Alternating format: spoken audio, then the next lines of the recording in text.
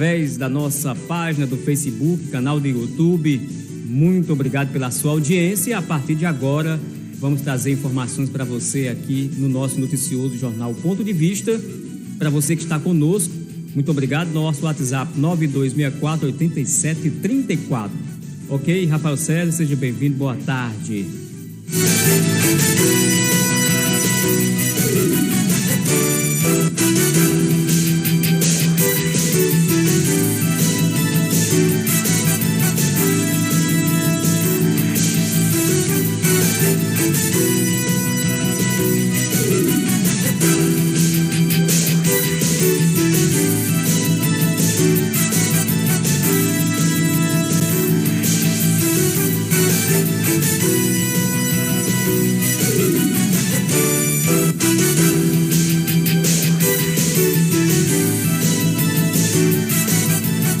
Vamos com o nosso editorial.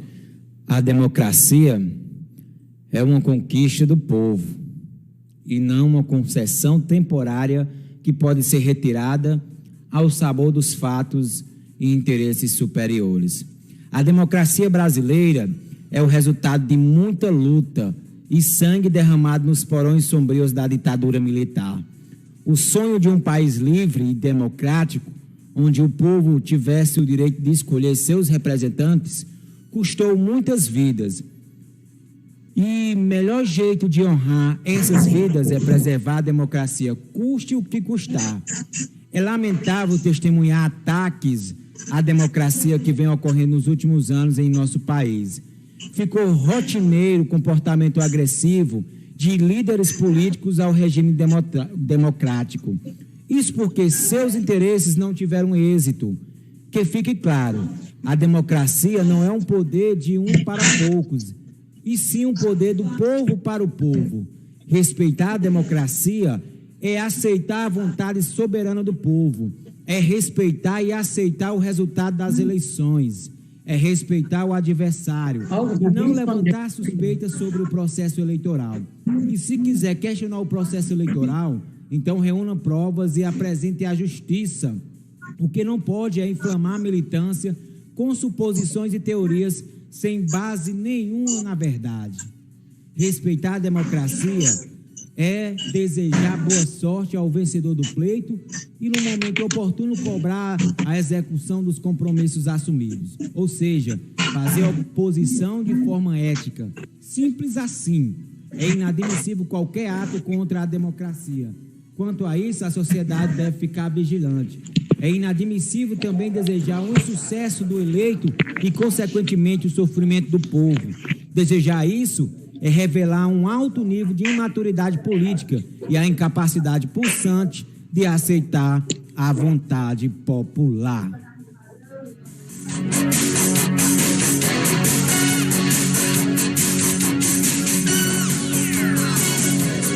Ok? Você está ouvindo Jornal Ponto de Vista.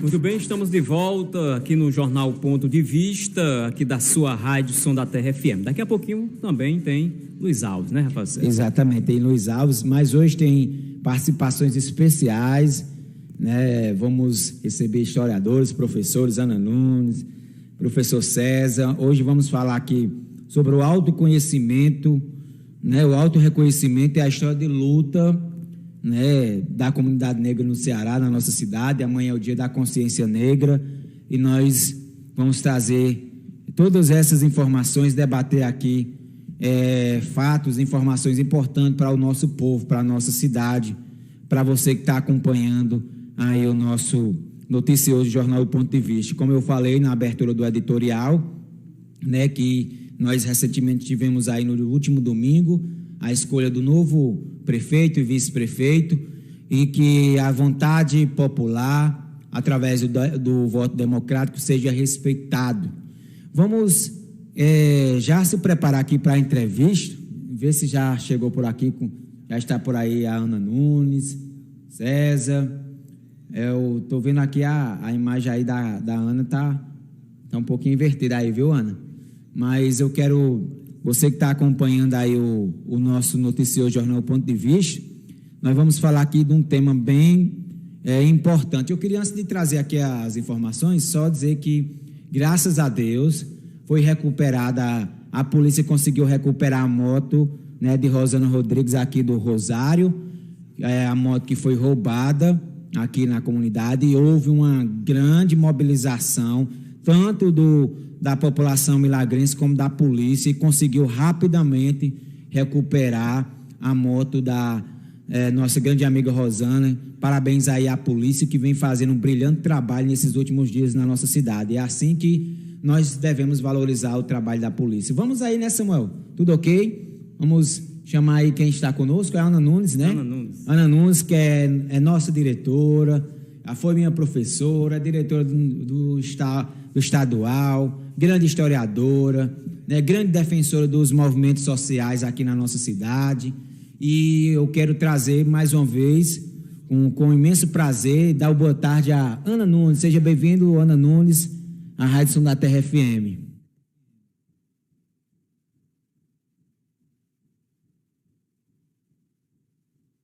Ok, Ana, pode falar. Boa tarde. Pronto.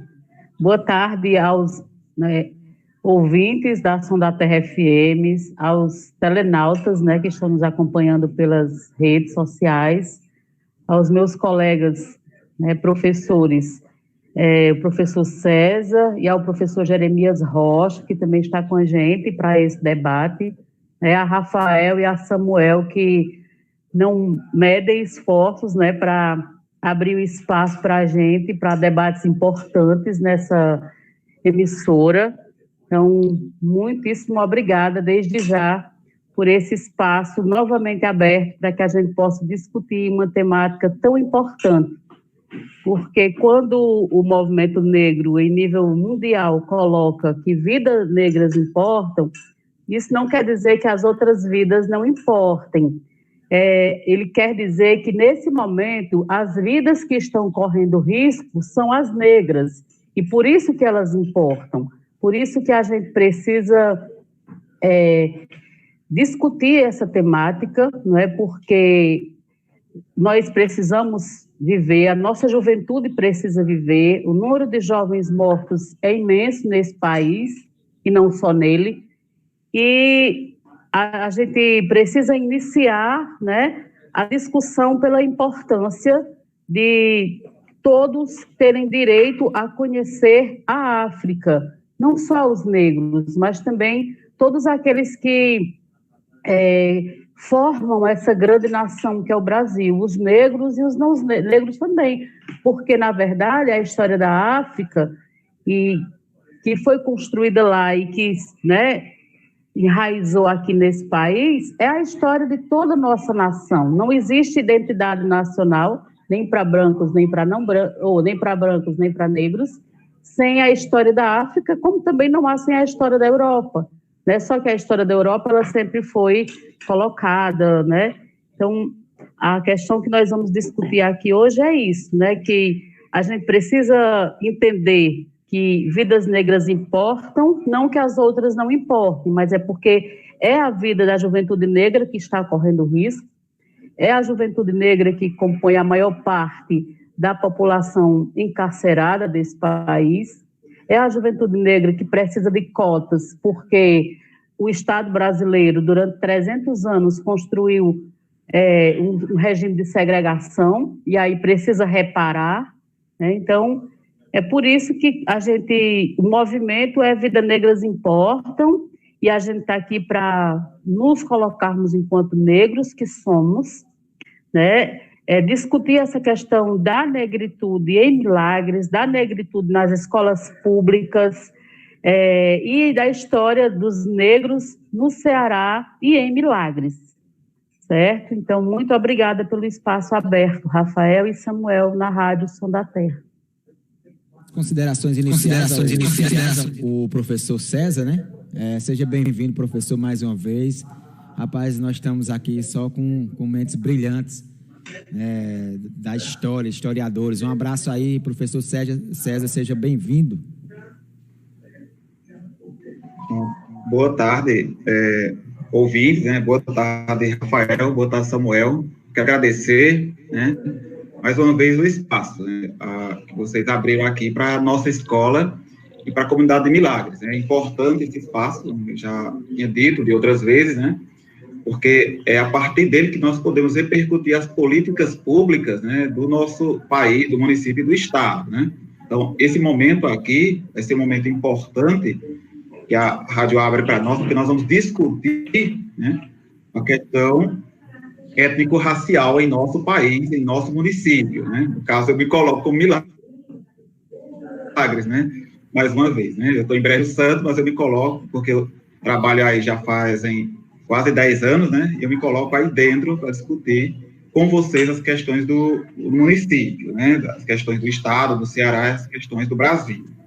Também quero aqui mandar uma saudação para os meus colegas professores, meus colegas professores da área de linguagens, da área de ciência da natureza e da área de humanas, da Escola Lindalva de Moraes, também aos outros professores da rede municipal, né, da rede estadual Irmã Ana Zélia, e da Escola Patronato, né, e das outras escolas privadas, né, do município, que todos nós, né, como educadores, somos responsáveis por refletir essas questões étnico-raciais, né, no espaço da sala de aula. Então, agradecer também, né, a Ana Nunes, né, porque desde que ela assumiu a direção da escola, nós viemos, né, colocando ano a ano essa questão da negritude, haja uma cabeça, né, dentro da escola que coloque essa questão para os professores e para os alunos, né.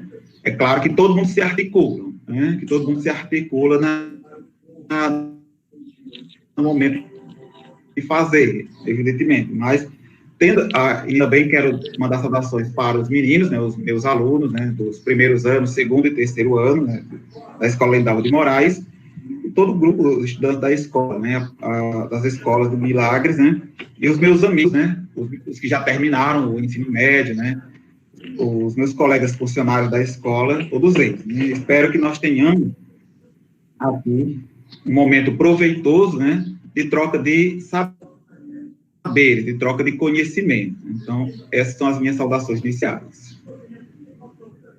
Ainda tem o professor Jeremias, né, que está aí conosco, Samuel? Vamos aí com o professor Jeremias, seja bem-vindo à Rádio Som da Terra, prazer imenso receber, como eu gosto de falar, né, só autarquia. Seja bem-vindo, professor.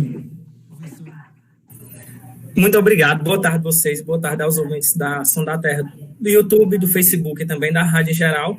E minhas considerações iniciais também agradecendo a vocês por esse espaço, por ceder esse espaço para uma discussão que é importante, é uma discussão que é de todo dia, não é uma discussão de novembro, é uma discussão que a gente tem que levar para o nosso dia a dia, não enquanto conceito, enquanto saber. Eu não sou racista, mas enquanto prática. Como a gente pode praticar esse ato de não ser racista, eu sei. Ou seja, a gente tem que ser antirracista e levar isso como uma prática de vida, porque nossa sociedade é racista, o Brasil é racista, o Ceará, Milagres, toda a população é racista. Então, o mínimo que a gente pode fazer é tentar praticar e viver essa luta cotidiana no nosso dia a dia, até porque, levando em consideração uma frase que um professor Saitama fala, que ele diz que um povo que não conhece a sua história está fadado a repetir. Então, o mínimo que a gente pode fazer é tentar conhecer a nossa história e reparar os erros da história a partir da discussão, do debate e do pensamento.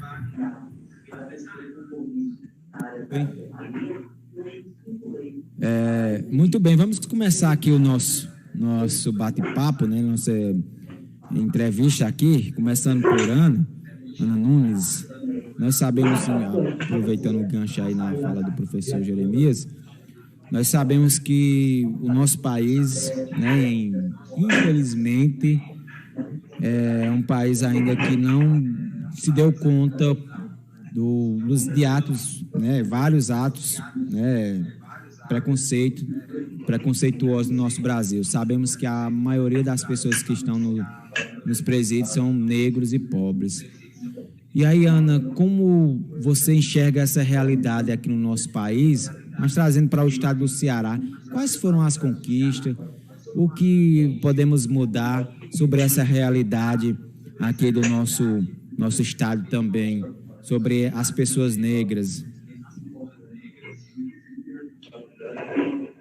Bom, quando a gente diz que a maior parte da população carcerária é negra, é preciso a gente fazer uma reflexão sobre isso. Porque, por muito tempo, né, as teorias, né, de eugenia, de superioridade da raça branca, viam isso como que os negros são naturalmente maus, por isso que estão presos, né? Só que a gente tem que entender que o que faz a nossa população, a população carcerária, ser na sua maioria negros, é, na verdade, uma situação que se inicia desde a chegada, né, dos povos africanos que foram escravizados, a situação da libertação dos escravos, em que houve a Lei Áurea, mas não foram construídas políticas públicas para inserir essas populações na sociedade brasileira. Essa população foi relegada aos espaços fora tanto os espaços geograficamente falando, como socialmente falando, né? Então, eles foram morar nos arredores da cidade, e o Estado brasileiro nunca chegou efetivamente a essas comunidades. É tanto que nós temos, em todas as cidades do Brasil, as periferias, elas são, na sua maioria, negras, e, na sua maioria, a presença do Estado é mínima. Então, quase não tem escolas, quase não tem saneamento básico, a geração de emprego e renda, a formação da mão de obra. Então, há uma ausência do Estado, né, historicamente construído, nesses espaços ocupados pela população negra. Então, quando você não tem acesso a isso, fica muito difícil. E existe também, né, o chamado racismo estrutural, e que está enraizado dentro das instituições, né? Então, a gente sabe que um policial, mesmo sendo negro, muitas vezes a presença de um rapaz negro na rua faz com que ele tenha uma atenção diferente de um rapaz branco, né? Então, quantos meninos a gente não escuta nos telejornais que foram atingidos, né, pela polícia, né, porque achavam que na sua mochila tinha droga, porque ele ia subindo o morro. Então, é uma situação que a gente precisa lutar constantemente. Eu estava assistindo eu sei que não é uma situação no Brasil, mas só para a gente ter uma ideia do que é o chamado racismo estrutural, eu estava assistindo ao Globo Esporte e estava tendo uma reportagem, uma entrevista ao piloto Lewis Hamilton, e ele dizendo que na Inglaterra, pilotos com muito menos sucesso, né, na categoria do que ele, já tinham recebido a maior comenda da rainha, né, já tinham se transformado em cavalheiros da rainha, e que na Inglaterra não havia uma relação, né, muito amistosa com a presença dele, com a figura dele, e ele considerava que isso era racismo. Então, ou seja, não basta ter dinheiro, né? A questão do fenótipo, da cor da pele, dos traços, ela gera racismo também sobre nós. Então, assim, é uma questão que a gente precisa trabalhar em várias frentes. Nós precisamos lutar para quem agora já está no mercado, né, para que realmente tenha essas políticas como a do Magazine Luiza, né, que foi muito criticado, mas que eu achei super importante, né, que tivesse os projetos de trainer para pessoas negras, porque eles querem diversidade no seu grupo. A gente precisa fazer com que obrigar o Estado brasileiro a estar nesses espaços onde a população negra mora, para que o Estado chegue lá com saúde, com educação, com moradia, com diversão, com arte, com cultura, né? que a cultura das periferias e das favelas sejam valorizadas, né, e vistas como, não como subcultura, mas como a produção de um povo a partir dos seus conhecimentos, né? É preciso que as escolas públicas, né, sejam amparadas por sua rede e exijam políticas, né? Nós sabemos que mesmo com a Lei 10.639, que obriga que seja estudado nas disciplinas de História, Geografia, Artes e Literatura e nas demais disciplinas, né? Muitas escolas só lembram da negritude no 20 de novembro, né? Então, eu vou lembrar aqui até de uma fala de uma pessoa que eu respeito muito, que é Valéria Carvalho, uma lutadora do Grunec, lá do Crato, que ela disse: eu tenho poder o tempo todo, não é só em 20 de novembro. Então, não se lembrem de mim só no 20 de novembro, né? Então, assim, eu acredito que muita coisa foi feita. A gente tem um movimento negro no Brasil existindo, né, desde sempre, né, desde a escravidão. O movimento negro surge com a questão dos quilombos, com as lutas pela instalação das leis, mas eu acredito que ainda há muito o que conseguir, né? Porque as pessoas precisam entender que o nosso fenótipo não pode ser, não deve ser, e que é vergonhoso uma sociedade que exclui, né, de qualquer forma, e exclui principalmente pela cor, né, pelo cabelo, pelos lábios grossos e pelo nariz achatado. Eu acredito que nós temos que trabalhar a autoestima dos nossos meninos e meninas, eles entenderem que essa beleza é uma beleza linda. Nós temos que encorajar os nossos meninos e meninas que são de religião de matriz africana, do candomblé, da umbanda, de terreiro, a autoafirmar suas religiões dentro das escolas, que a gente sabe que também eles sofrem muito preconceito. E eu acho que tem uma luta imensa para a gente... né? Eu acredito que esse 20 de novembro vai se perpetuar e que a gente não pode ficar só nele, e que a gente tem que exigir, né? Agora temos prefeitos novos em todas as cidades, que isso, todas essas políticas necessárias para que a população negra possa exercer sua cidadania. Verdade, viu, Ana? Inclusive, eu queria fazer uma pergunta, porque eu sei que foi um caso voltado para o feminicídio. Não, foram 2 já. 2 mulheres negras foram assassinadas em Milagres. Uma mais recente e outra mais um pouquinho de anos atrás.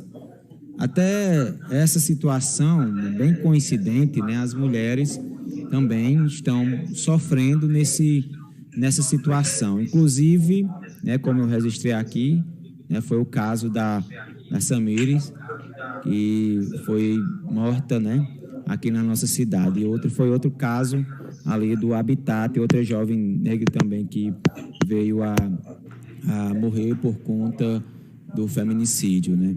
E aí, Ana, como a gente pode observar essa situação na nossa Milagres?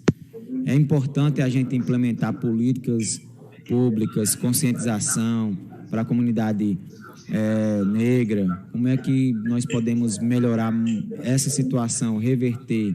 Eu estava acompanhando recentemente uma reportagem lá no Rio de Janeiro. Um jovem negro foi comprar um relógio de presente para o pai. Quando saiu do shopping, né, acusaram que ele estava roubando e ele foi agredido, ele mesmo pagando, né, R$300, foi agredido por 2 pessoas que achavam que ele estava roubando. E ele pagou pelo relógio para dar de presente ao pai. É incrível essa situação que acontece no nosso país.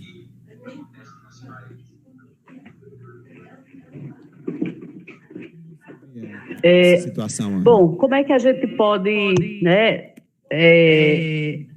exigir políticas públicas, né? A gente... Bom, é importante que existam equipamentos, né, públicos nessas comunidades.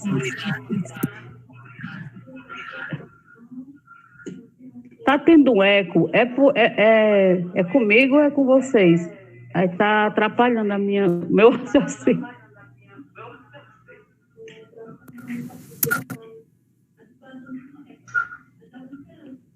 Pode falar, Ana, tá ok, viu? Pronto, tá certo. Bom, então...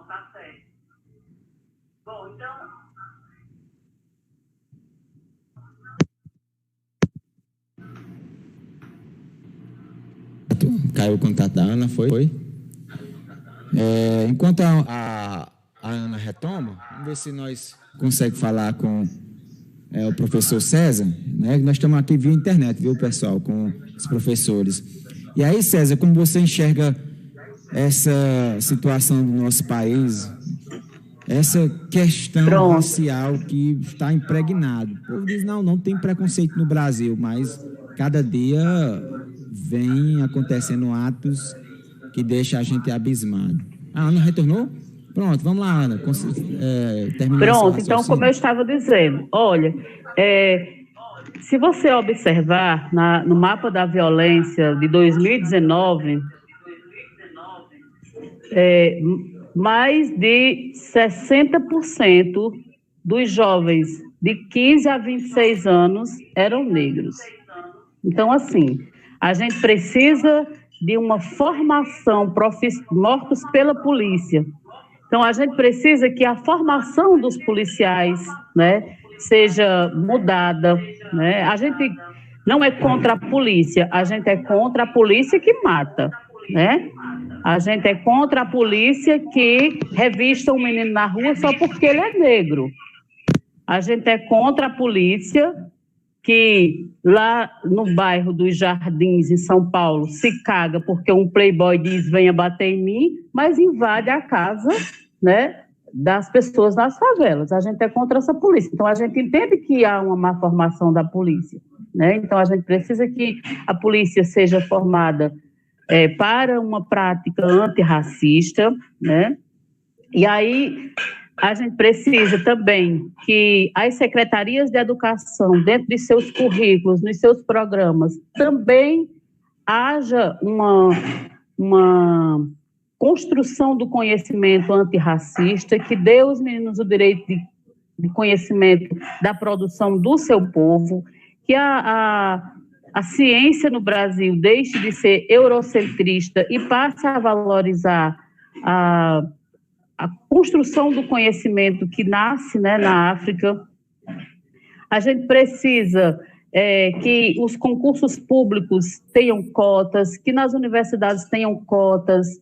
A gente precisa que as prefeituras valorizem os bairros de maioria pobre e negro, né, com calçamento, com UBS, com equipamentos de lazer para as crianças, com programas e projetos, né, que deem a essas crianças a possibilidade de conhecimento do mundo, das coisas, da arte. A gente precisa que a nossa representação negra seja eleita, né, pelo povo também, que a gente tenha representação na Câmara, no Executivo, certo? Tanto do ponto de vista da formação para uma educação não racista, como também para uma educação voltada para a questão de gênero, né? De respeito à questão de homem e mulher, de homossexual, certo? Porque, assim, está tudo junto, na verdade, né? A gente está falando, quando a gente fala de uma prática antirracista, não homofóbica, a gente está falando, na verdade, de uma sociedade melhor, de uma população mais, né, que viva de forma mais igualitária e mais harmônica e se respeite nas suas diferenças.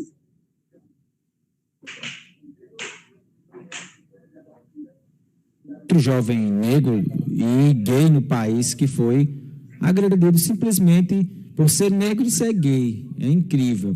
E eu gostaria também de ouvir o professor César, né, sobre toda essa situação que existe no nosso país, mas também trazendo para o estado do Ceará, para a nossa região do Cariri, né, nossa Milagres.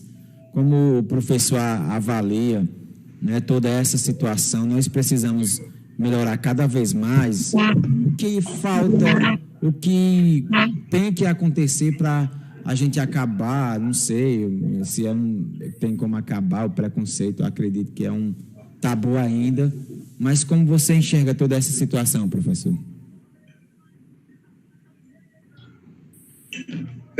Samuel, essa questão do racismo no Brasil, né, Ana colocou muito bem, ela é uma questão estrutural, né, interessante é que nos últimos 4 anos, né, e principalmente a partir dos últimos 2 anos, um governo que se constituiu sobre um discurso que já era um discurso da hegemonia da branquitude, né, ele recrudesceu. As redes sociais, inclusive, elas é um espaço excelente para você politizar questões, mas também se transformou num problema sério, né, porque mau caráter, né, pessoas de mau caráter que antes escondiam seu racismo, né, ou mal escondiam, né, agora ganharam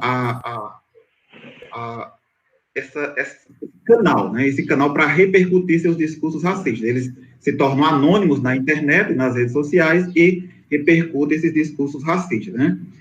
Esse problema, ele já começa a ser colocado no Brasil, eu vou partir do momento mais recente, na campanha eleitoral de 2018, quando o atual vice-presidente, ele colocou que essa questão racial do Brasil não existia, que o problema no Brasil é uma questão social, né?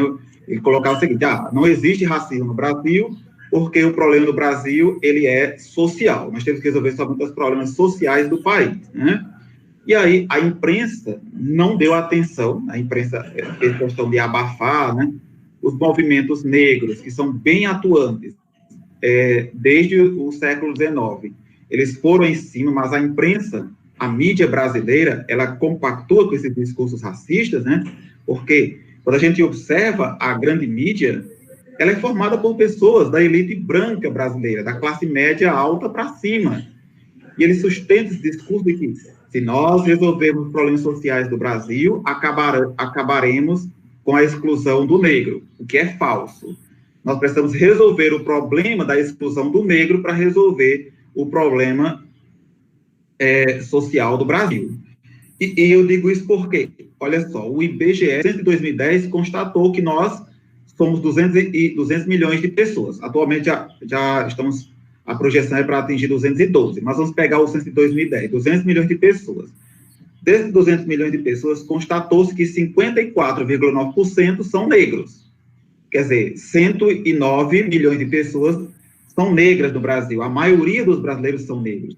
E quando a gente observa os indicadores sociais, a gente percebe claramente o seguinte, que apenas 5% desses 109 milhões de brasileiros negros estão na universidade, né? E que, apesar de 95% dessa população negra estar na escola, né, ou ter frequentado a escola, os maiores índices, né, de evasão, né, infrequência e fracasso escolar está entre esses jovens negros. Então, que essa população negra ela é mal atendida nos hospitais públicos, né? E que não tem serviço ao serviço de saúde especializado. E como a Ana colocou, a violência atinge quem? Essa população negra. Quando a gente vai para a população carcerária do Brasil, dos 600 mil presidiários do Brasil, mais de 76%, são 73,4%, para ser mais preciso, é negra, né? E aí, a gente traz para o Ceará, né, como você propôs, né, na sua pergunta. O Ceará é um estado problemático, porque desde o século XIX, há um discurso que nega a existência do negro no Ceará, né?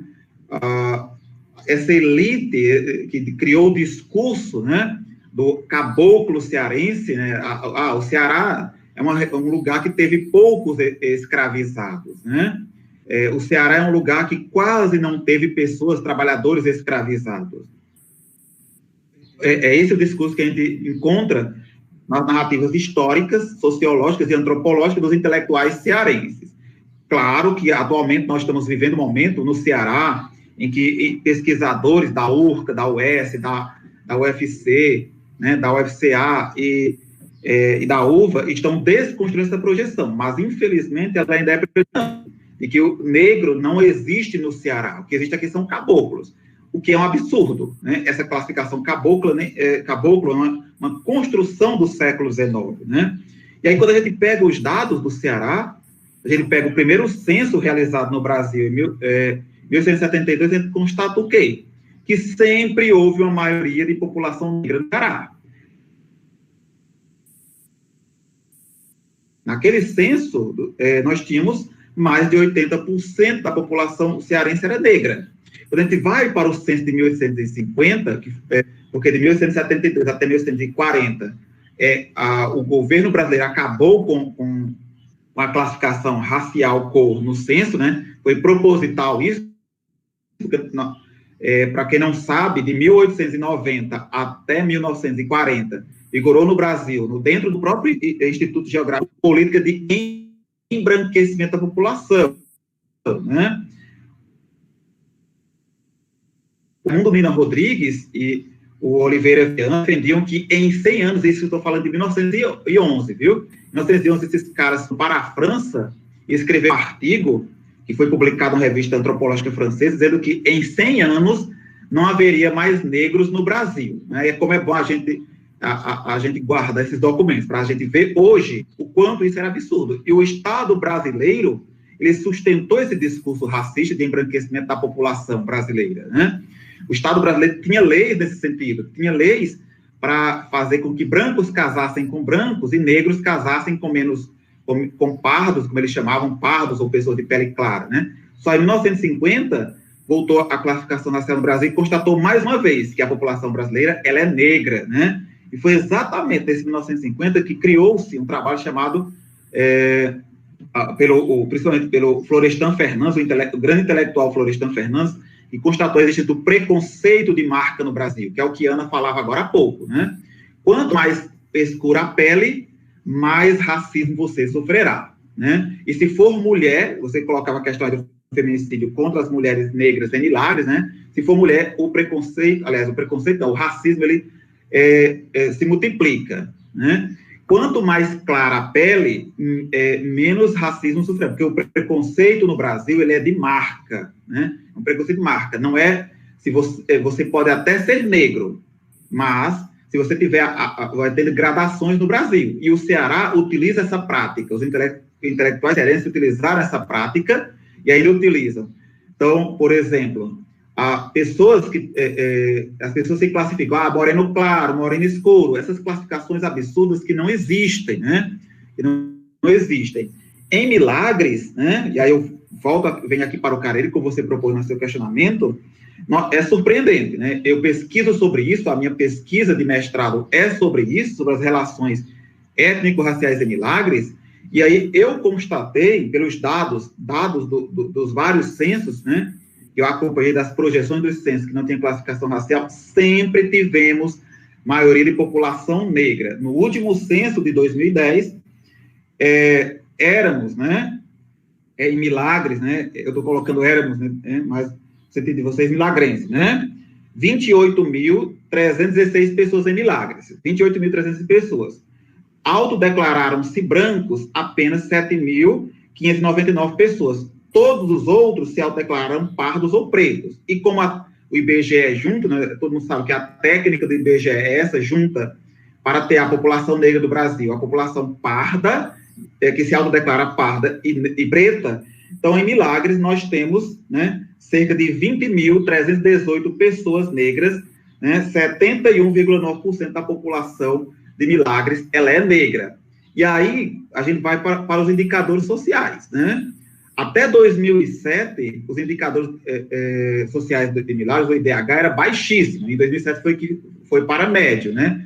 Em 2018, foi que houve um crescimento nos níveis, né, da educação do município. Mas quando a gente vai para os indicadores sociais que estão disponíveis no site do IBGE Cidades, né, vai perceber o seguinte: essa população negra de Milagres, ela está onde? Ela está jogada na periferia, sem os serviços públicos básicos, né? Independente de quem seja o prefeito. Eu acompanhei esse processo desde o século XIX. Essa população sempre esteve jogada na periferia. Eu vou colocar atual. Então, bairros como o Francisco de Socorro, o Frei Damião, o Conjunto Viver Bem, né? O Olho d'Água da igreja, são os locais onde estão as pessoas negras de Milagres, a maioria, e são bairros cuja os serviços públicos eles chegam irregularmente ou chegam de forma incipiente. Uma passagem pela rua João Festini, né, que é uma rua que eu costumava frequentar quando a gente podia sair de casa e visitar os amigos, né? E aí é uma rua que eu gosto porque tem muita gente negra, e aí é uma rua sem saneamento, né? O atendimento lá é precário, a escola, né, que atende esse bairro aí, onde fica a João Festini, é uma escola ainda, né, precisando de muitos serviços, né, para atender a juventude negra, sem áreas de lazer adequada. Quer dizer, nós temos todo um processo que vai nacional, né, de um governo que é autodeclaradamente, né, racista.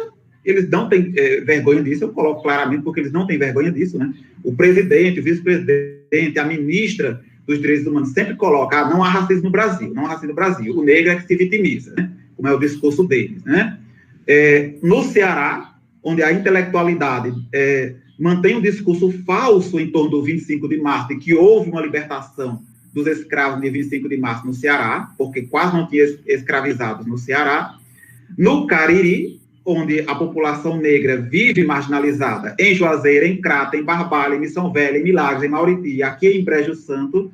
Quer dizer, nós temos uma situação de abandono da população negra. E se é abandono pelo poder público, essa população negra, ela vai para onde? Ela vai ser cooptada pela criminalidade, porque ela não tem educação de qualidade, ela não tem serviço de saúde de qualidade, não tem serviço de lazer e cultura, e suas identidades são negadas pela escola, são negadas pelo município, né, pelo Poder Executivo, Legislativo, Judiciário, pelo Estado brasileiro. É isso que acontece no país. É isso que, como a Ana colocava agora, o que é o racismo estrutural. Desculpe, racismo estrutural. Né? Então, o papel da escola, não só da escola pública, porque a escola pública ainda faz, né, mas as escolas privadas, elas esquecem de fazer, é colocar a história da população negra dentro, né, a história e a cultura da população negra dentro dos seus currículos. Né?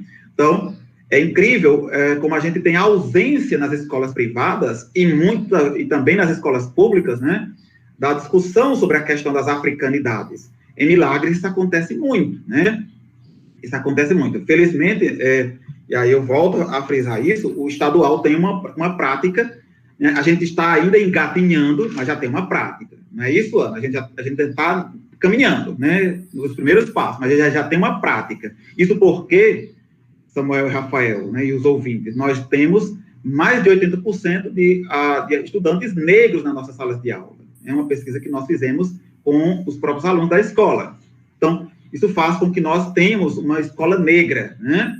E Milagres, com essa população de 71,9% de negros, tem uma população afro-milagrense muito forte, muito, né? Que precisa ser atendida pelo poder público, judiciário, executivo, legislativo, né? É isto. Dá certo eu fazer um comentário também a respeito da fala dos colegas? Que eu estava acompanhando, né? Interessante para que a população possa ficar sabendo, né? 71% da 71,9%, né, por cento da população negra, e nós sabemos que nós somos, né, maioria no país. E vocês relatavam aí da mídia. Quando a gente liga na televisão, nos telejornais, agora estão quebrando um pouco o tabu, né? Principalmente nos telejornais, mas nas novelas ainda os protagonistas são brancos. Nas propagandas... E os negros são os serviçais, né? Exatamente. E nas propagandas ainda são as mulheres brancas, são os homens brancos que tomam espaço. Mas trazendo aqui para a nossa região, para a nossa cidade, Jeremias, vou fazer essa pergunta para ele, que ele avalia também sobre essa situação. E, Jeremias, como nós podemos preservar a nossa cultura? Porque nós temos aí, né, Milagres é uma região rica em cultura, temos diversas formas de manifestação cultural aqui, por exemplo, congos, né, seu DOC, Vales. Milagres foi, inclusive eu vou até perguntar também, né, que vocês podem até responder, se foi uma das últimas cidades a libertar os escravos, né, o povo negro, a comunidade negra. O que vocês acham? Mudou alguma coisa? O que de lá para cá? Como é que vocês avaliam toda essa situação? Bom, houve sim uma mudança. Querendo ou não, houve uma mudança pouca, devagar, mas houve sim. Como é que a gente poderia, de certa forma, preservar? Primeiramente, a gente teria que reconhecer e conhecer os movimentos negros aqui. Por exemplo, quando uma professora vem de um lugar e se disponibiliza a estudar, a dar visibilidade ao Congo, ela está, de certa forma, fazendo com que essa prática ganhe uma sobrevida. Porque a tendência é o quê? É que haja uma assimilação dessas práticas africanas, afrodescendentes, e que elas sejam assimiladas e se percam com o tempo, pelo menos que elas percam seu significado. Então, um primeiro passo importante é o quê? É reconhecer. E, é claro, a escola tem um papel muito, muito importante nisso tudo, mas a gente não pode se limitar ao espaço da escola. Quando eu vejo, por exemplo, o resultado das eleições de Milagres e vejo o legislativo, os vereadores, em sua maioria com 8 pessoas declaradas pardos e 3 brancos, eu vejo o quê? Claro, 3 brancos, então já seria o quê? Já que eles poderiam tentar fazer alguma coisa. Aí já me deixa triste quando eu vejo hoje, por exemplo, a sessão dos vereadores, em que um vereador apenas se posicionou e falou alguma coisa a respeito da Semana da Consciência Negra. Aí isso já deixa a gente com o pé atrás. É estranho, mas a gente tem que tentar, tem que continuar tentando, e é claro, a escola tem um papel, a população tem um papel, mas o poder municipal também, na figura da prefeitura, dos vereadores, tem que fazer alguma coisa, tem que promover ações, não só no mês de novembro, que é aquela história que é em relação a cores de meses, que o pessoal costuma dar cores aos meses, e muitos alunos até falam, quando a gente chega para falar sobre um tema com eles, mas isso aí acontece o ano todo, por que você vem falar só nesse mês? Então não pode ser assim, tem que ser uma luta de todo dia. E quando você vê 3 pessoas brancas, ou seja, uma maioria não branca no legislativo de Milagres, a gente vê o quê? Uma possibilidade de fazer alguma coisa. Isso quer dizer alguma coisa de certa forma? Na teoria, não, porque a gente tem um exemplo do cara lá, Sérgio Camargo, presidente da Fundação Zumbi dos Palmares, que ele é negro e ele é racista. Isso não quer dizer alguma coisa. Então, já fica até um aviso para os vereadores, para a nova Câmara, para o poder público, que façam alguma coisa, que a escola pode fazer muita coisa, mas a gente pode fazer muito mais com o apoio de um poder que tem muita influência sobre a população. E falando até também sobre o que Ana e César vinham comentando, né?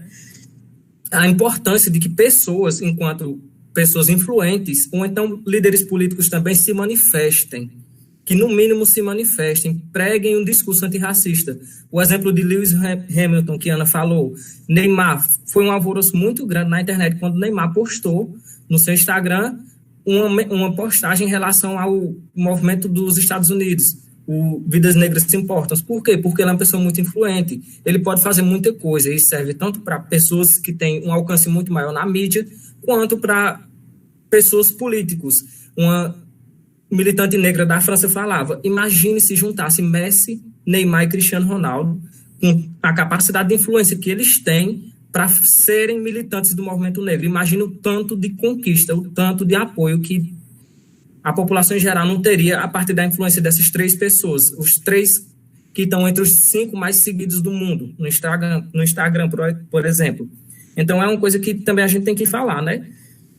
E sobre os dados do Ceará que você estava falando, os dados da segurança pública, do Anuário da Segurança Pública, em relação a negros presos, ou seja, negros que estão presos nos presídios brasileiros, mostram que no Brasil a população carcerária é de mais de 630 mil. Desses 438 mil são negros.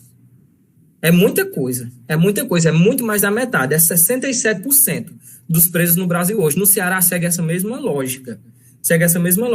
É uma coisa bem alarmante. Dados também de mortes. Hoje é muito mais fácil você morrer sendo um jovem negro. E a população que mais sofre violência são os negros. É muito mais fácil você morrer sendo um jovem negro.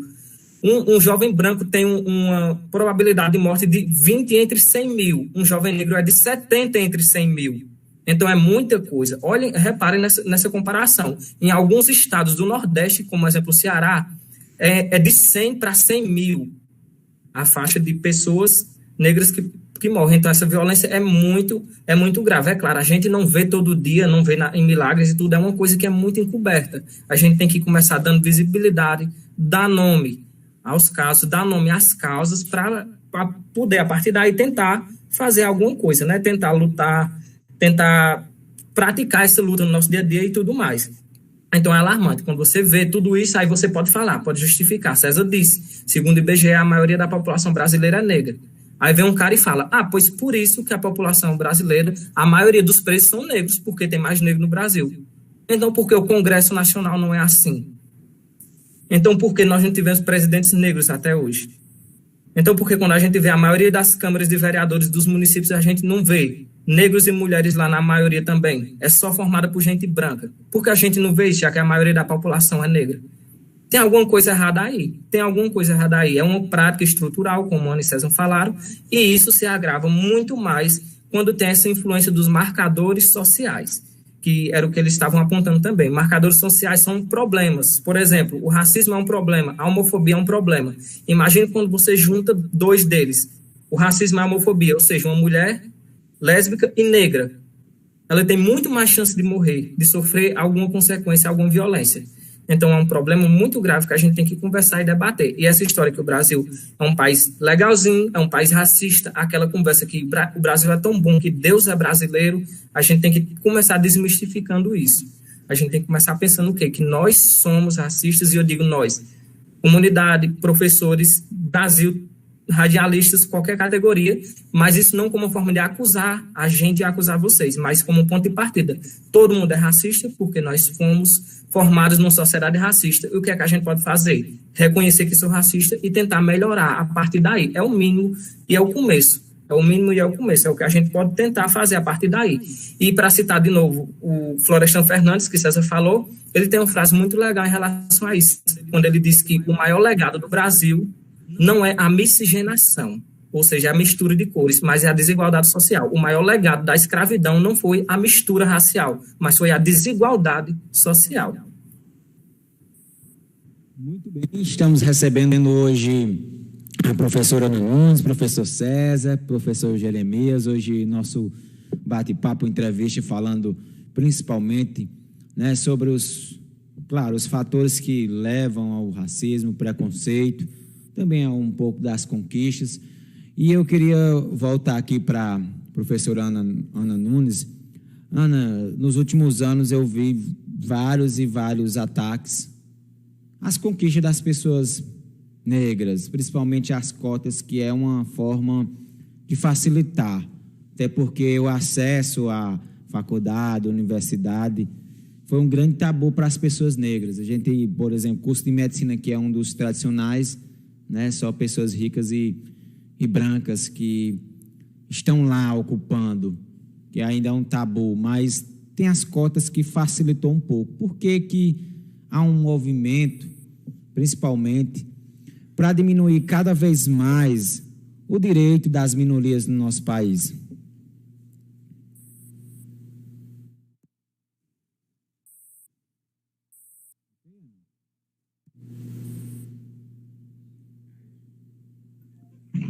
Será que caiu aí? Pronto. Vamos ver se ela consegue voltar. Ok, Ana. Eu até tinha tratado um pouco sobre essa questão. É o seguinte: por que cotas? Certo? Qual a necessidade de se ter cotas? Quem promoveu a escravidão no Brasil? Foi o Estado brasileiro. O Estado brasileiro permitiu que pessoas fossem retiradas, arrancadas do seu lugar e trazidas para cá, e aqui fossem escravizadas. nós tivemos mais de 300 anos de escravidão legalizado, permitido pela lei, pela igreja, pelo Estado, por todo mundo. Quando acaba, né, a escravidão, quando o Estado acaba com a escravidão, como eu já disse antes, não foi construído nenhuma política pública para essa população negra, muito pelo contrário, as políticas que existiam eram de segregação, passou-se a exigir documentos na rua, porque quem fosse encontrado sem documento era preso, e a maioria dos negros não tinha documentação, então uma série de políticas de perseguição, na verdade. As cotas, elas são uma forma do Estado brasileiro reparar em curto prazo essa segregação que ele criou. Ele empurrou uma parcela considerável da sua população para situações miseráveis. E essas pessoas estão, na sua maioria, em escolas públicas. Não é que eu diga que as escolas públicas não são boas, muito pelo contrário. Mas é muito complicado uma pessoa que estuda numa escola pública para outra que estuda numa escola particular, que almoça, janta, que não tem preocupações com a questão de onde mora, se vai ter um enchente, se o pai trabalhou, se tem o que comer, certo? Então, tem uma série de questões que vão dificultando a aprendizagem dessa população. Então, as cotas, elas são uma forma de ingresso para tentar minimizar. Nós tivemos essa semana a presença da professora Cícera Nunes, né, que é uma ativista do movimento negro do Cariri, é uma estudiosa sobre a questão de africanidades e estuda especificamente sobre os Congos de Milagres. A tese do doutorado dela é sobre a questão dos Congos, né, e a aplicabilidade da Lei 10.639. E ela estava colocando que um outro estudioso disse que por exemplo, se hoje a educação pública começasse a ser maravilhosa, né? Se os brancos parassem e os negros só crescessem, a gente ia demorar quase 40 anos para que uma pessoa negra pudesse entrar na universidade no atual sistema. Então, ou seja, um menino que está saindo do terceiro ano agora, ele talvez fosse entrar na universidade, se ele continuasse estudando, é lógico, quando ele tivesse quase 50 anos de idade. Então, isso é justo? Então, só que assim, o que o movimento negro defende também? O movimento negro defende que haja cotas, é importante, é necessário. O Brasil não é o único país que tem cotas, nos Estados Unidos tem cotas. Barack Obama se beneficiou das cotas e foi presidente dos Estados Unidos, né? As cotas, elas não diminuem em nada a capacidade da pessoa que está lá, né? Estudos comprovam que as pessoas que entram na universidade pelas cotas, elas conseguem se desenvolver tanto ou mais de quem entrou por não cotas, né? No ingresso normal. Então, até porque a gente sabe que o conhecimento do vestibular com o curso específico que você vai fazer pouco tem relação, certo? Então, as cotas, você vai dar a condição, né, de dizer, olha, tá aqui, você tem 1,50 m, então para você ver o muro do outro lado, você precisa de um banquinho de 1 metro. E quem tem 1,70 m só precisa do banquinho de 70 centímetros, entendeu? É a possibilidade de você dar a condição da pessoa ver o outro lado. Porque se eu der um banquinho igual para todo mundo, a pessoa que tem 1,50 m vai continuar sem ver o muro do outro lado, certo? Então, assim, só que como eu estava dizendo antes, nós, né, dizemos que a gente não quer só cotas, a gente quer cotas e a gente quer educação pública de qualidade, a gente quer que a educação pública dê condição aos meninos de ler, de escrever, de desenvolver o raciocínio lógico matemático, de ter acesso à literatura, certo? A gente quer que a escola pública possibilite os meninos a sonhar, porque recurso tem para isso. E a gente precisa cobrar das prefeituras, do governo do estado, do governo federal. Isso. a gente quer também que o vestibular ele possa ser, né, modificado, assim como o Enem está se refazendo sempre, para que seja algo mais democrático, para que as pessoas não possam, né, possam ter acesso. A gente quer mais vagas nas universidades, a gente quer mais universidades, a gente quer mais vagas em universidades públicas, né? A gente não quer que as universidades públicas estejam lotadas de pessoas que passaram a vida inteira em escolas particulares, né? A gente quer a universidade pública para o estudante da escola pública, certo? Então, assim, são várias frentes que a gente tem que trabalhar, e as cotas são uma necessidade, é urgente e é uma forma do Estado brasileiro reparar, certo, um mal causado por ele. Então, tem que existir as cotas, certo? Normalmente, existe uma reação às cotas porque as pessoas, os elitistas, né, os não negros, imaginam que nós negros que somos, né, as pessoas que são beneficiadas pelas cotas, estamos tirando a vaga dele, mas não é, certo? Negro concorre com negro lá nas vagas, estudante de escola pública com estudante de escola pública, é assim que funciona as cotas no Brasil. É verdade, Ana, ainda com relação às cotas, né, inclusive uma das falas das pessoas é que essas cotas tomam vagas delas, né, das pessoas brancas, né, e outra frase dita, não, só está lá porque é cota, né, não tem a capacidade. É uma situação que a gente vê constantemente, né, no dia a dia no nosso país, sem se falar, né, da questão social que as pessoas não têm, né, onde está aí nas faculdades, nas universidades. Mas, Ana, eu queria que você relatasse um pouco sobre a questão histórica da nossa cidade, né, para relembrar que nós fomos uma das últimas cidades a libertar os escravos. Eu fiz essa pergunta para o Jeremio, também eu queria fazer para você. Como você enxerga, né, toda essa situação até esse momento? E a questão da comunidade quilombola aqui em Milagres, né? Exatamente.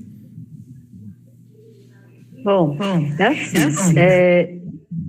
eu gostaria de repassar essa questão para o professor César, porque como ele está concluindo uma pesquisa sobre essa temática, então ele tem as informações dele estão muito mais embasadas, né, do que as minhas, certo? E eu acho que nesse momento, entre ele e Jeremias, ele é a pessoa que tem autoridade acadêmica para responder isso, porque ele está concluindo um livro, né, que eu estou tendo a grata satisfação de ler em primeira mão, que é um livro maravilhoso, que Milagres, né, vai conhecer, né, logo mais, quando for publicado daqui a um tempo. Acredito que talvez no próximo ano a gente consiga isso, né? E César tem mais propriedade, viu, Rafael? Eu vou repassar para ele a pergunta. Pode repassar as informações, professor César? Eu sei que as pessoas aguardam ansiosamente a divulgação do livro, e quando for, né, já publicado, esteja convidado para fazer aqui o anúncio, né, da publicação do livro. Pronto. Obrigado, Ana, pela questão da especialidade aí, né? Mas a gente caminha junto, né? Bom, Rafael e Samuel, essa questão sobre a escravidão é uma questão que sempre me incomodou muito, né? Principalmente pela questão do palavreado que nós utilizamos, né? Na sala de aula e no dia a dia. Essa questão de, é escravo, é mercado de escravo, é tráfico de escravo, né? Eu sempre coloco para os meninos na sala de aula, e a gente tem que começar a se planejar sobre isso também, porque o racismo ele é tão cruel, quando a gente coloca o escravo, a gente atribui uma essência à pessoa, como se a pessoa já nascesse escravo. Ninguém nasceu escravo. A pessoa foi escravizada. Toda pessoa nasce livre, absolutamente livre, né? Uma linguagem filosófica, ela nasce absolutamente livre. Alguém usa de um poder político e econômico e escraviza essa pessoa. Então, o termo correto, e Ana citava agora há pouco, é Kabengele Munanga, o autor que fez as contas, né? Ele é camaronês e atua na Universidade Federal de Campinas, né? Ele coloca, vamos mudar essa fala, minha gente, em vez de escravo, vamos colocar escravizado, porque quando você coloca escravizado, a pessoa tem sentimento. Jeremias colocava a questão do nome. Você não conhece o nome dos escravizados, você conhece o nome dos escravizadores. Então, quando a gente vai estudar a história da escravidão no Brasil, a gente conhece o nome dos escravizadores, mas não conhece o nome dos escravizados. É proposital. A linguagem que a gente utiliza no livro didático, a linguagem que a gente utiliza na mídia, a linguagem que a gente utiliza na sala de aula, ela é racista. Então, a gente precisa fazer isso, né? A gente precisa mudar a própria linguagem, né? Então, por isso que eu não gosto de, trabalhador escravo. É trabalhador escravizado. Ele era livre e foi escravizado por alguém. É isso que aconteceu com o trabalhador, né? Então, é mão de obra escrava, é mão de obra escravizada, né? É população escrava, é população escravizada. É mercado de escravo, é mercado de escravizados. É tráfico de escravo? Não, é tráfico de seres humanos. Porque quando se fala que uma pessoa branca foi levada aqui do Brasil para trabalhar, né, lá na Espanha, na Suíça, né, na Alemanha, né, as questões da prostituição, né? Não fala em tráfico de escravo, é tráfico de seres humanos. Então, a gente precisa dar nome às pessoas. E aí, você pergunta sobre a questão da escravidão em Milagres. Bom, é um problema, né, essa questão, porque há muita discussão, né, e pouco consenso até, aliás, havia muita discussão e pouco consenso até recentemente. Mas esse problema, ele começa a ser debatido ainda na década de 1960, né, quando um historiador norte-americano, Billy Chandler, ele publicou um artigo. Ele foi proibido de publicar o artigo. Ele não publicou, ele foi proibido de publicar o artigo, na verdade, né? Ele ia publicar na revista do Instituto do Ceará, analisando textos, né, do jornal O Libertador, né? O Billy Chandler verificou que, após o ano de 1884, ainda permaneceu no Ceará o trabalho escravo, né? E aí, eu quero abrir um parênteses aqui para as pessoas entenderem bem isso. Existe o feriado de 25 de março no Ceará para comemorar o fim da escravidão no Estado, mas não existe uma lei, nunca foi aprovada uma lei no Ceará para estabelecer o fim da escravidão. A lei nunca existiu. Na verdade, uma lei de 1883, em 9 de outubro de 1883, aumentava o imposto sobre os escravizados. E aí, o governo do Ceará entendeu que quando as pessoas fossem matricular, os donos de escravizados fossem matricular seus escravizados, né, em 1684, não aguentariam pagar o imposto alto, né, e aí emancipariam seus escravizados. Isso aconteceu em muitos municípios, né, em Fortaleza, né, em Aracati, né, em Redenção, em vários municípios aconteceu isso. E aí, o jornal O Libertador, eu tenho essa notícia, e ela pode ser facilmente acessada no site da Biblioteca Nacional, né, para quem se interessar. Ele fez o seguinte, ele lançou um quadro, o quadro da redenção, né, o quadro redentor, como ele chama, né, ele elencou todos os 73 municípios do Ceará que haviam emancipado seus escravizados naquele 25 de março. Até a posição 73º, Milagres não aparece, aparece por último. Alguém, né, avisou aqui de Milagres que não havia mais escravos, né, no município. Quem fez isso foi o professor, ele era abolicionista, ele era presidente da Associação Abolicionista de Milagres, Belarmino Ferreira Lins, né? Ele era líder, né, do movimento abolicionista em Milagres, era professor da escola pública, né? E aí ele escreveu para o Libertador dizendo que não tinha. E aí se calou, né? Se calou porque não houve matrícula de escravizados, ninguém imaginava que ainda poderia estar havendo, pelo menos o governo do Estado não imaginava que poderia estar havendo trabalho escravo. Só que no início de 1885, o jornal A Constituição, né, um jornal de oposição, ele começou a noticiar que ainda havia 327 escravizados no Ceará.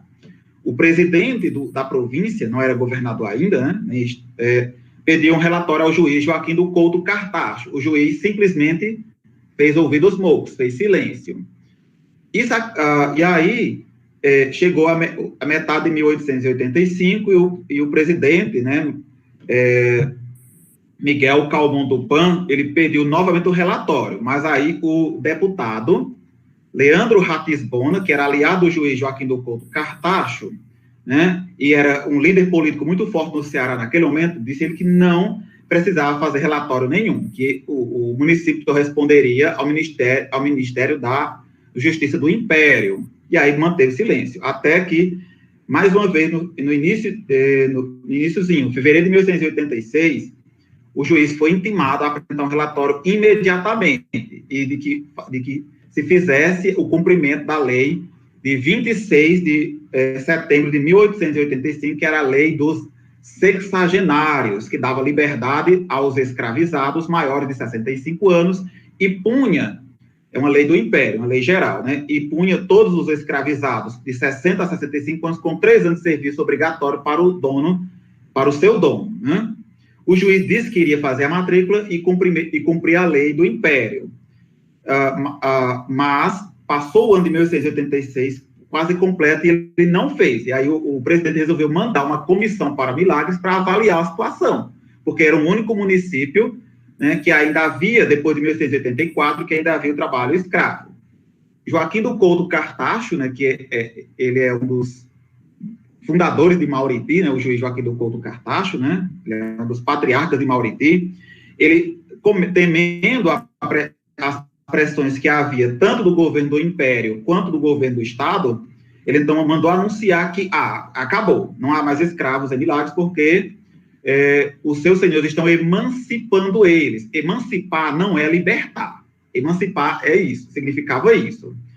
Daria liberdade, mas eles tinham que ficar prestando serviço por 3 anos ao dono, né, por 3 anos. Então, o juiz anunciou que os escravizados de Milagres estavam sendo emancipados isso é 27 de novembro de 1886, que a maioria estão sendo libertos e que quem não está sendo liberto está sendo emancipado, com a obrigação de prestar mais 3 anos de serviços, né?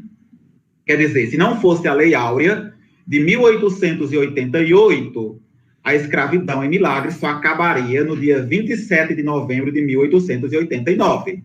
Mas aí a Lei Áurea, em 13 de maio, aboliu completamente, sem condições nenhuma, né, para os senhores, né, a escravidão no Brasil. É claro que foi uma lei desastrosa, porque aboliu a escravidão e não deu nenhum direito à população negra, né? Então, a população negra de Milagres, ela de fato, hoje, ela é descendente dos últimos escravizados do Ceará. É claro que após o 25 de março de 1884, ainda continuou havendo escravizados no Cariri, em Assaré, né, no livro, que Ana citou, ela fez referência ao livro, né, que eu escrevi, ele está em processo de revisão, né, que é Milagres, Nossa Terra Cariri, eu coloquei exatamente esse processo, de como a escravidão ela permaneceu em vários municípios. Milagres não foi o único, foi o local onde ela resistiu até 1886, mas não foi o único, que após o 25 de março de 1884, continuou havendo a escravidão. Agora, tem uma questão interessante. Milagres não tinha obrigação, nenhuma autoridade, nenhum dono de escravizado, né, não tinha obrigação de libertar os escravizados no dia 25 de março de 1874, não, porque não havia uma lei, tá certo? Não tinha nenhuma obrigação, não. Não havia nenhuma obrigação. É ruim essa imagem que ficou para o município, evidentemente, dos senhores serem renitentes, claro, mas a gente tem que a história, né, ela é uma ciência, ele tem que ser exato, eles não tinham obrigação de fazer isso, né, eles só tiveram obrigação de fazer isso em 1888, né, então o que houve foi uma negociação, porque o 25 de março é comemorado como o dia da redenção dos escravos no Ceará, mas é uma balela, uma bobagem criada pela elite da época, para boicotar o processo abolicionista no Ceará, e é bom frisar que desde 1880, Belarmino Ferreira Lins, né, Bezerra de Menezes, que era outro professor, né, e várias professoras, o padre, né, José Castriciano e outros, né, eles criaram uma sociedade abolicionista em Milagres, que era Perseverança e Porvir. E nessa sociedade havia homens negros militando. E como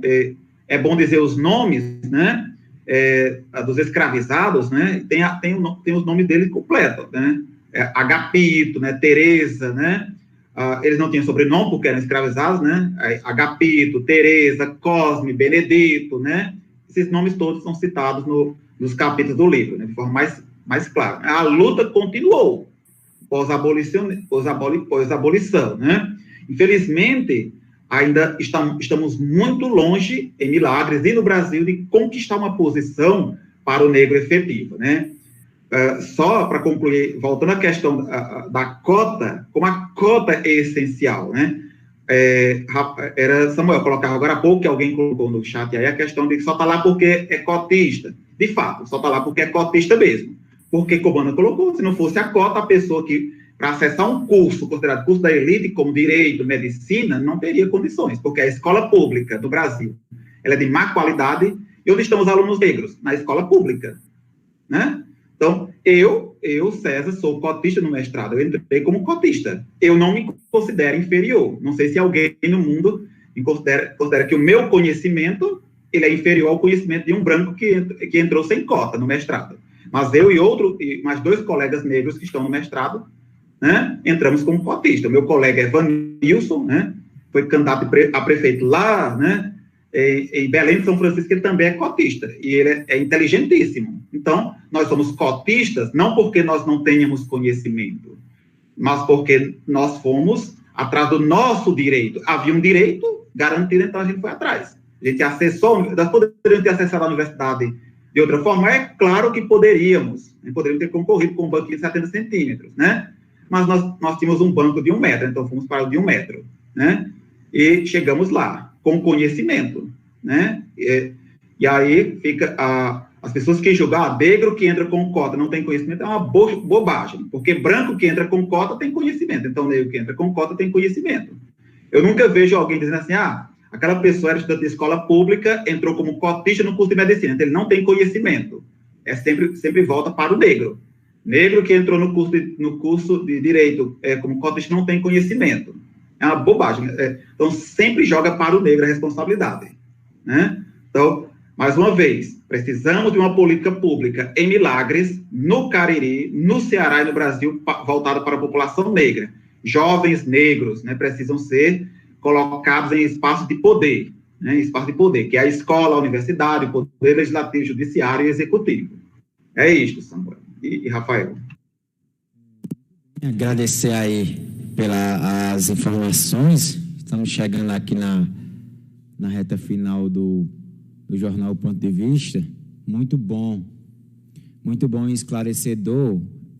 Samuel, Luiz Alves, Ana Nunes, professor César, professor Jeremias, né, todas essas informações, para que essa população milagrense, não só que está em casa, no rádio, mas na internet também, no YouTube, no Facebook, possa tomar conhecimento dessas informações, né, que infelizmente ainda estamos numa sociedade preconceituosa, que ainda não olha com bons olhos, né, já estou até sendo redundante, para esse povo tão sofrido, que é as pessoas negras, que às vezes sofrem preconceito, a classe social e também pela cor.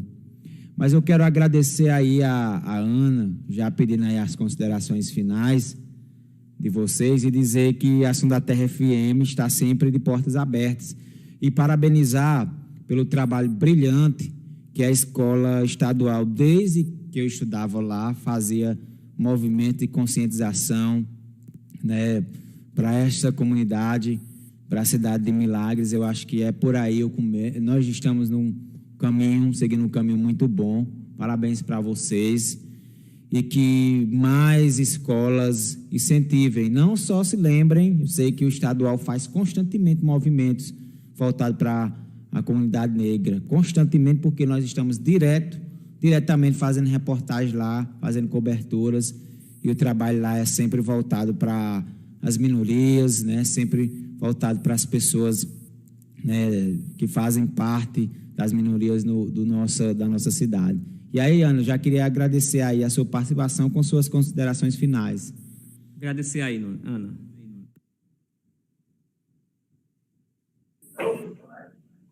Bom, a gente é que agradece pelo espaço, né, dizer o seguinte, que essa semana nós estamos com uma programação, desde terça-feira, nós tivemos, mesmo, né, nessa situação virtual, mas a escola não deixou de fazer, nós já tivemos no mês de junho, nós tivemos umas rodas de conversa sobre essa questão, né, da juventude negra, e em março nós tivemos também sobre a questão da mulher negra e a violência contra a mulher no Cariri. E essa semana, nós estamos com programação especial, terça-feira nós tivemos uma formação para os professores, com a professora pós-doutoranda Cícera Nunes, né, discutindo essa questão de como melhorar o currículo com essa discussão, né, em todas as disciplinas e áreas sobre a questão da história da África, cultura africana e o conhecimento produzido, né? Nós tivemos ontem a grata satisfação, né, do Instituto Alana, que é um instituto que discute essa questão da mulher, do negro, né, das minorias no Brasil, reconhecer um projeto que foi coordenado pelo professor César e desenvolvido pelos alunos de segundo e terceiros anos do ano passado, que era Juventude Negras Movendo Estruturas, e ele recebeu a menção honrosa do Instituto Alana. E também participamos de um evento da SEDUC, representando a escola, apresentando o projeto Um Mestre em Minha Escola, que fala da relação da escola com o mestre Doca Zacarias, né? Essa possibilidade do conhecimento através da ancestralidade, né? Hoje, além desse momento aqui na rádio, nós temos, desde ontem, o Ocariri está publicando matérias da escola. Hoje a gente tem um texto do professor César, muito legal, né? Quem tiver oportunidade é interessante acessar, sobre o aniversário do mestre Doca, né? Hoje o nosso rei do Congos, o mestre Doca Zacarias, aquele a quem nós reconhecemos o seu reinado sobre essa terra, sobre a nossa população de 71,9% de negros, né? Hoje é o aniversário dele, 91 anos de resistência e milagres, né? E 71 anos de congado. Hoje, às 16 horas, nós vamos estar lá, a escola vai fazer uma homenagem em frente à casa dele. E também temos aí, funcionando no Instagram, o concurso da Beleza Negra. Quem quiser votar nas nossas meninas e meninos negros, no Instagram da escola, né? Nós teremos amanhã a revelação de quem é a Beleza Negra 2020, de forma online.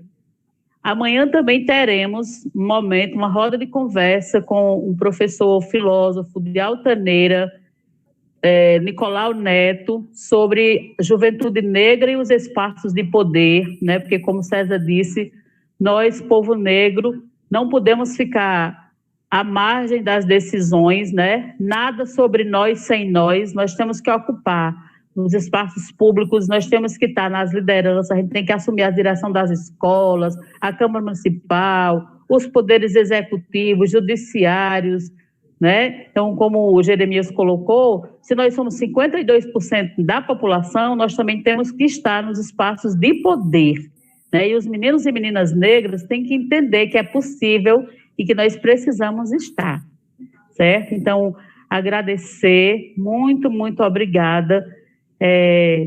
Axé para todos nós. E aqui fazer uma homenagem a um negro muito importante que levou a vida carregando a bandeira da religiosidade africana, de matriz africana, que é o seu pai, José César, né? Que tinha um terreiro, e aqui nós rendemos, né, a todas as espiritualidades de matriz africana, que tenham ele no bom lugar, que era uma pessoa que eu admirava muito pela sua coragem e pela sua resistência, que a gente sabe que não foi fácil para ele vivenciar a sua religiosidade numa cidade que tão preconceituosa como a nossa, né? E que muitas vezes não reconhecia a importância dele como uma grande liderança religiosa na nossa cidade. Muito obrigado, a gente que agradece bastante. Inclusive, a escola estadual fez até uma homenagem. A gente agradece de coração mesmo e nós sabemos o tanto que sofremos com essa situação aí, né? Que é um tabu, infelizmente, vindo de outras religiões também que demonizam a matriz africana no nosso país. Isso está claro. E é por isso que aqui nós sempre fazemos uma defesa, né, de diversas religiões, respeitando todos acima de tudo.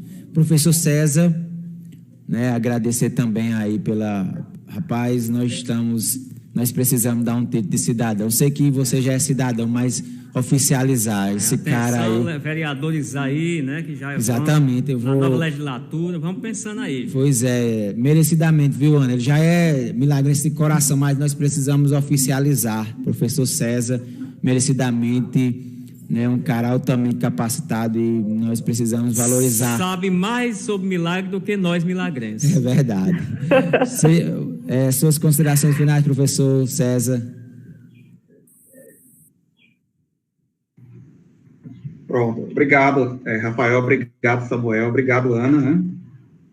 Eu quero, né, dar os parabéns a mestre Doca Zacarias, né, nosso amigo, nosso mestre da escola, né, nosso educador, né?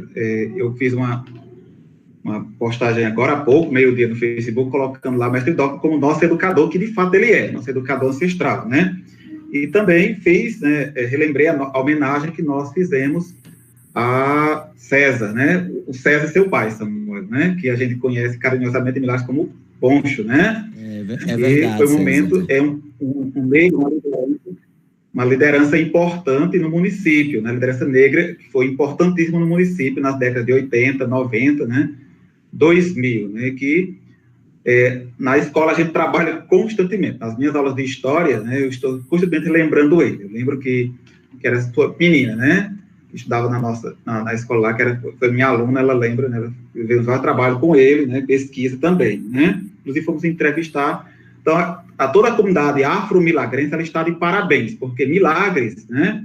Ela tem, além dessa maioria negra, ela tem um mestre, um dos mestres mais antigos da cultura no Brasil, está em Milagres, né? Mestre Doca Zacarias, o legítimo herdeiro, né? Dos reinados de Congo lá da África, né? Um príncipe africano reinando soberano há 71 anos no município, né? O momento em que seu Doca, né, que mestre Doca assume o reinado de Congo em 1949, né, que mantém esse reinado até hoje, é espetacular, né? Mantém vivo até hoje. Então ele reina soberano sobre nós, né, sobre nós negros, sobre os brancos, né, sobre a nossa cidade de Milagres, né? É espetacular, né? Essa forma como o seu Doca, né, ele está entre nós, né, e queremos que ele fique aí muito e muito tempo. Parabenizar mais uma vez esse grande mestre da cultura que repercute, né, ele leva o nome de Milagres para todo o Brasil, né, onde, se você fala em mestre Doca, mora onde? Milagres, né, aí é a terra do mestre Doca, as pessoas vão reconhecer nas universidades porque ele é estudado nas universidades, né. Maravilhoso, eu tenho o maior carinho pelo trabalho, pela atuação política e cultural e educativa de mestre Doca, né? E aí, mais uma vez, agradecer à rádio por esse espaço, né? Agradecer à rádio por esse espaço, um espaço político importante, a rádio comunitária, né? Fazendo o seu trabalho, né? E, maravilhosamente, né, essa rádio está localizada num ponto de cultura negra, né? Que é o Rosário, o terreiro de Nossa Senhora do Rosário, né? Onde acontecem os batuques de Congo, local de resistência, né?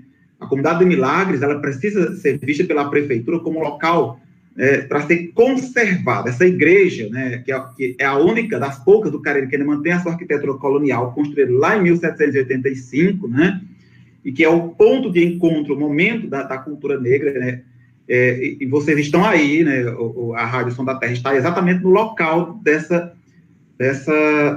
expansão da cultura negra. O terreiro de Nossa Senhora do Rosário, onde os negros se manifestaram, né? Colocaram suas identidades e até hoje colocam suas identidades, né?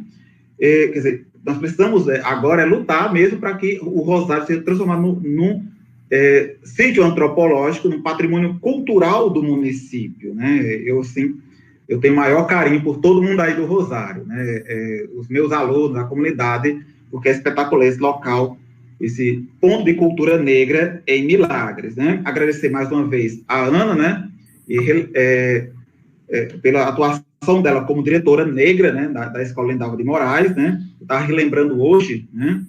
Que nós estamos com 16 anos de direção negra na escola, que é a anterior, a diretora Neinha também é uma mulher negra, né, que hoje é a secretária de Educação, né, então, 2 mulheres negras no comando da Escola Lindalva de Moraes, né, e que a gente precisa de mais pessoas negras na prefeitura, na presidência, né, no poder legislativo, judiciário, né, precisa de atuação negra constante, né, constante. Então, agradecer aos meus alunos, né, aos meus colegas, né, e toda a comunidade de Milagres, pelo carinho com que me recebeu no município, desde 2012, né? Obrigado a todos, boa tarde. Muitíssimo obrigado e agradecer mais uma vez, viu, professor César, principalmente nas suas aulas, aí está citando o nosso pai, né? Ficamos muito orgulhosos disso, né? E a família agradece bastante, né? Que ficou marcado aí na história também para nós, né? Eu quero agradecer ao professor Jeremias, né? O professor Jeremias que participou aí, acho que é a primeira vez, professor? E a gente viu a capacidade também dele de conversar, de transmitir, né? Facilmente, como a Ana e o César. É muito bom. E não seja a primeira vez não, viu, professor Jeremias? Sempre pode contar conosco aí que precisar, estamos à disposição. Tá certo, tá certo. Muito obrigado também por esse espaço, viu? É um espaço muito importante, saber que a gente tem um espaço de alcance, né? Onde a gente pode alcançar mais pessoas e tentar reforçar e praticar essa luta. Para finalizar, né? E encerrando o momento, a escravidão, o racismo não acabou com o ventre livre, a lei do ventre livre em 1871, e não acabou em 13 de maio de 1888, com a lei da abolição da escravatura. O racismo é um sistema de opressão que nega direito ao negro, ponto. O racismo é um sistema de opressão. E a mudança que a gente pode tentar fazer não é um caminho, mas tem que ser mais do que isso. A mudança não pode ser só com denúncia, com postagem no Facebook, no Instagram. A nossa mudança, ela tem que partir da gente, ela tem que ser principalmente a partir da tomada de postura, da nossa tomada de postura e a adoção de práticas antirracistas. Então, que a mudança saia dos espaços de mídia, saia do Facebook e que essa mudança se torne uma prática nossa, do nosso dia a dia. Muito obrigado a vocês e a todos e parabéns à mestre Doca, né? Obrigado, aí quero agradecer a professor Jeremias, professor César e professora e diretora Ana Nunes, né, pelas explanações, explicações, né, em defesa aí das minorias, né, em defesa de nós negros, né, temos aqui, não sei se Luiz considera negro, mas temos aqui, né, 3 negros, né, Luiz? Sim. Na bancada aqui, e com muito orgulho, viu? Muito orgulho. E eu quero agradecer a vocês e os microfones aqui sempre em defesa das minorias e desse povo milagrense. Um abraço e volte sempre. Assim que precisar, viu, Ana? Só mandar um recado aí no Zap. Um abraço a todos. Ok, muito bem. Rafael César, para concluir, né? É verdade, vamos com o Luiz Alves, né, Luiz Alves? Viu, Luiz? Luiz, espera aí, Luiz. Sim. E antes, eu quero aproveitar, né? E concluir aqui com a fala do César, né? Em relação ao Rosário, né, Luiz? Como você sempre disse que o Rosário é um centro cultural, Sim, né? Pois é. Eu só quero aqui dar um bom trato para o professor. Eles esqueceram de dizer também que nós temos muita gente importante, como Pelé, negro, Lula, negro, o Joaquim Barbosa, né? negro. E hoje é o dia da bandeira, né? Os professores esqueceram de falar no símbolo nacional. Olha aqui, ó, o artigo, a bandeira nacional foi criada em 19 de novembro de 1889. Por isso que hoje completa 131 anos. Viu, professor? Vocês esqueceram, mas não esqueço, não. E dizendo também que os Congo é filho do Rosário. E a padroeira do Rosário é a padroeira dos escravos. Então, é a notícia de hoje, só para completar. Mas é bacana, viu, Luiz? Muito bacana mesmo. Então, a todos uma boa tarde, agradecer a sua audiência. A gente volta amanhã. A todos, boa tarde.